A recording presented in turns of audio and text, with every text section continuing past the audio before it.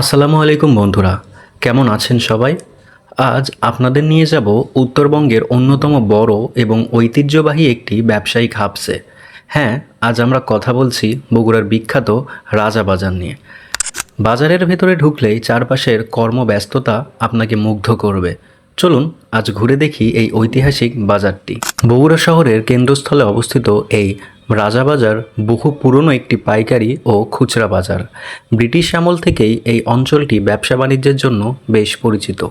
মূলত চাল, ডাল, তেল, পেঁয়াজ, রসুন থেকে শুরু করে নিত্য প্রয়োজনীয় সব ধরনের গ্রোসারি পণ্য এখানে পাওয়া যায় পাইকারি দামে।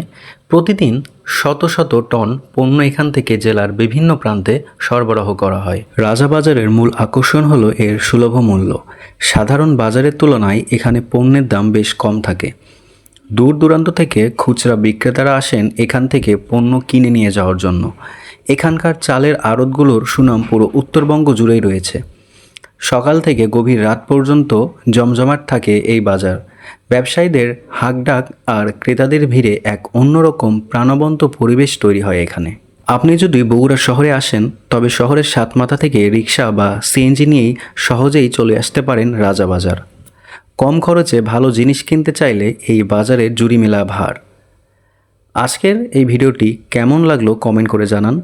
ভিডিওটি ভালো লাগলে লাইক ও শেয়ার করুন। আর এমন সুন্দর ভিডিও দেখতে আমাদের চ্যানেলটি সাবস্ক্রাইব করুন।